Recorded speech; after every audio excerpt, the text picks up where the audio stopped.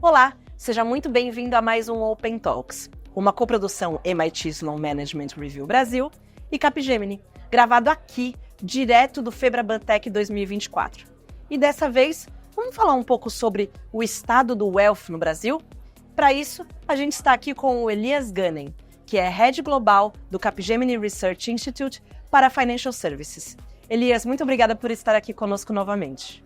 Obrigado de novo. Elias, o que você pode falar para a gente, então, do estado do Wealth no Brasil?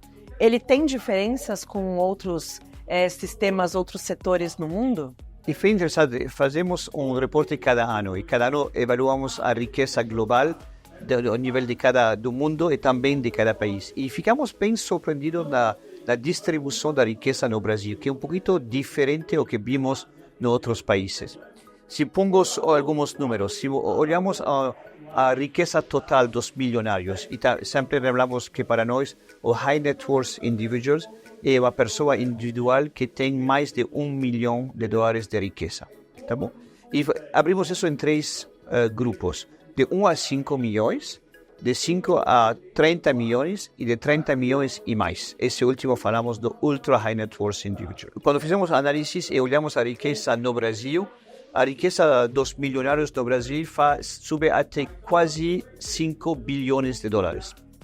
E quando abrimos essa riqueza dividida por categoria, de 1 a 5, 5 a 30, mais de 30, descobrimos que a grande maioria disso, quase 5 bilhões, está com os Ultra High Net Worth Individual, uma alta concentração. Então, quase 4,3 bilhões destes 5 está no mano de Ultra High Net Worth Individual. Do outro lado, quando olhamos a quantidade de High Net Worth Individual do Brasil, o número é de 192 mil High Net Worth Individual no Brasil. E a distribuição é exatamente oposta, confirma a concentração. Destes 192, 156 mil High Net Worth Individual faz parte da primeira categoria de 1 a 5. E essa primeira categoria, 156 mil pessoas, só concentram 311 bilhões de dólares. Então, isso mostra que a riqueza no Brasil fica super concentrada entre o mão de Ultra High Net Worth Individuals. Elias, então, pelo que você está falando, a gente consegue ver que a desigualdade, a diferença, né, a distância entre, vamos dizer, os entrantes e o Ultra High é bem maior no Brasil. É isso mesmo, em comparação com o Exatamente isso. Se ponemos números comparando o que vemos no mundo e o que vemos no Brasil. Temos então três categorias, de 1 a 5 milhões, e habitualmente no mundo inteiro esse porcentagem representa 90% da população dos milionários. No Brasil, isso só representa 81% do porcentagem. A segunda categoria, de 5 a 30 milhões, habitualmente é baixo de 10%, 9%. No Brasil, essa 5 a 30 subiu até quase 16%. E finalmente, o creme de la creme, ou de mais de 30 milhões, no mundo está menos a 1% habitualmente. E no Brasil é quase 3%, 2,9%. Então, claramente, o Brasil tem uma riqueza bem concentrada. E quando você abre nessa riqueza e aqui é mais uma suposição, entre o agro, a riqueza e a riqueza urbana, eu acho que a concentração de Ultra High Net Worth no agro tem que ficar bastante grande. Pensando nessa alocação de recursos, né? Onde que está ali dividida, né? Onde os brasileiros têm investido e também se tem alguma diferença ali que ficou viva para você em comparação com outros países? E sempre quando fazemos esse análise que fizemos desde 28 anos, sempre olhamos a distribuição entre as três categorias e a distribuição de ativos. E bem interessante é o caso do Brasil. O ano passado todo mundo tinha muito medo, ficava com muito medo e então todo mundo passou a ter mais cash. Brasil também. O cash no ano passado chegou a representar 31% da alocação no Brasil. E esse ano, como já a gente voltou a fazer negócio, o cash baixou.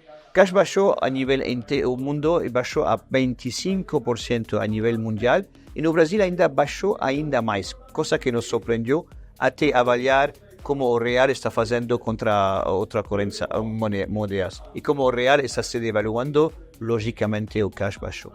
E o cash baixou até 20% no Brasil, que é 5% menos que o resto do mundo. Então, quando vai de 31% a 20%, onde vai esse dinheiro e onde corresponde interessante?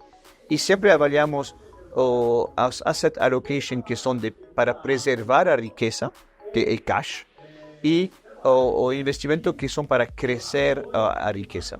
E que vimos no Brasil que grande parte desse dinheiro voltou no fixed deposit. Então, asseguraram antes que a taxa de interesse empeçasse a baixar, passaram no dólar e fizeram isso no dólar. Também uma coisa que ficou bem surpreendente no Brasil, que o real estate, a imobiliária, subiu muito mais que o resto do mundo.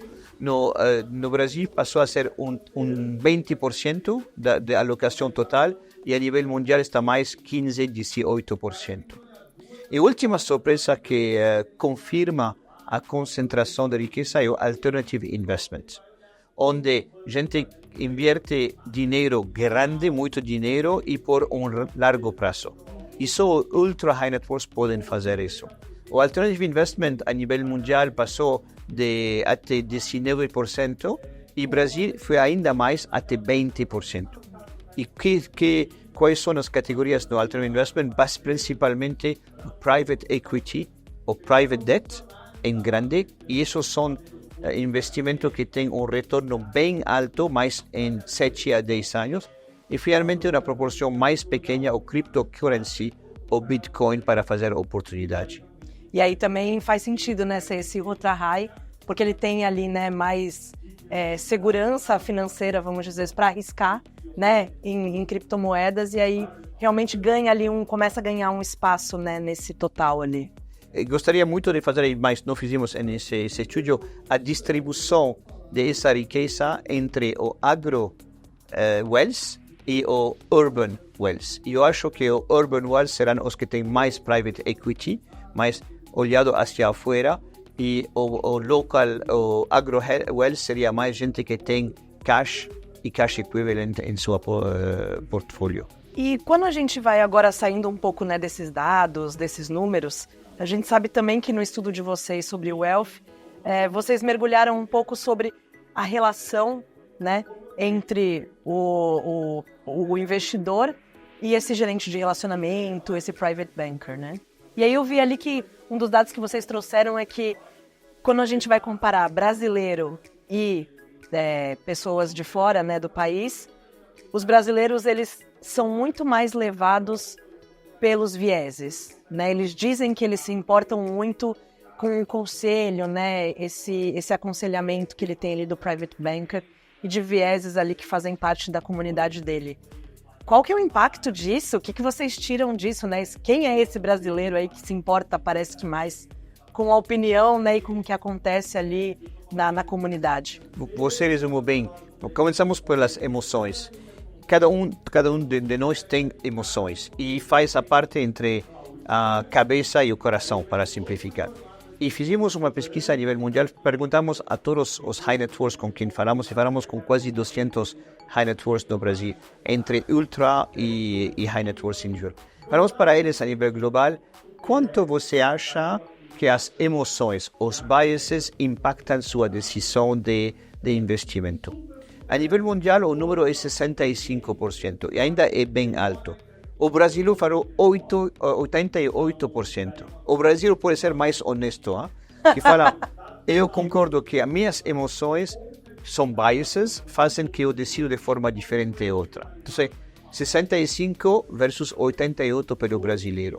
Se nós falamos para o high net worth a nível mundial, e você acha precisa ajuda, precisa conselho para selecionar a melhor decisão e aceita a recomendação de seu conselheiro?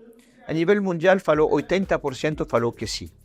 Que bom. O Brasil ainda mais, 88% dos brasileiros falaram precisamos receber conselhos de nossos conselheiros, porque sabemos que tomamos decisões sem ter os bons elementos para falar. De isso fizemos uma última pesquisa, falamos, tá bom, e você está satisfeito de seu conselheiro para poder ter essa boa resposta? E a nível mundial, os 65% dos high net worth individuals falaram que não estão satisfeitos de seu conselheiro. O brasileiro, 87% dos brasileiros falaram preciso ajuda, 88% preciso ajuda, 87% falam não estou satisfeito com a informação personalizada que eu recebo. Isso pode ser perigoso para a banca tradicional, porque no Brasil, país de Open Finance que está subindo agora, vai ter mais e mais soluções alternativas, que sejam Family Office ou que sejam Wealth Tech, que vão poder dar uma relação muito mais personalizada para o cliente. Então, tem risco para o incumbent, o banco tradicionais, de perder high net worth e ainda mais ultra high net worth que irão para o family offices. Então é curioso ver que os brasileiros, eles se colocam, né, mais emocionais, né, eles realmente querem ouvir conselhos, eles querem que o conselheiro ali, o private banker, esteja com ele, olhando, entendendo qual que é a sua realidade, entendendo principalmente o nosso cenário econômico, que é muito volátil, né? Para dar bons conselhos. Então ele quer criar essa relação de confiança, mas mesmo assim ele está, quase mais de 20% mais insatisfeito do que lá fora. Exatamente. Né? E em um país onde o Open Finance passa a ser uma realidade, e muito mais que em outros países. Open Finance está bem. Uma coisa que descobri nessa semana no Brasil é que Open Finance é uma realidade no Brasil. É uma conversa ainda em Europa ou na Ásia, mas é uma realidade aqui. Em um país onde Open Finance fica a ser uma realidade, onde os dados da gente vão circular, onde eu posso conhecer não somente seu comportamento financeiro, mas seu comportamento fora do banco, é essencial que o conselheiro tenha essa informação e possa dar seu ponto de vista. E aqui a Wealth Tech vai ser muito mais rápida para fazer isso que provavelmente os bancos tradicionais. Elias, e para a gente fechar então, você trouxe vários pontos aqui, né, de atenção, de realmente conscientização, principalmente do lado dos grandes bancos, dos incumbentes. Então, o que você, partindo dos seus estudos, do seu conhecimento, o que fica então de lição e talvez ali para os bancos ficarem de olho para não perder esses clientes, especialmente por conta dessa experiência, dessa experiência de relacionamento hiperpersonalizada? Eu acho essa é ótima pergunta para fechar todas as conversas que tivemos juntos. Em 3 dias ouvi muito a palavra dados, muito a palavra digital e muito a palavra urgência. Eu acho que é o que precisa a banca tradicional fazer, que de forma urgente ter uma mistura de dados estruturais e não estruturais, todo o dado de Open Finance, e ter os canais digitais para poder interactuar comigo de forma mais rápida.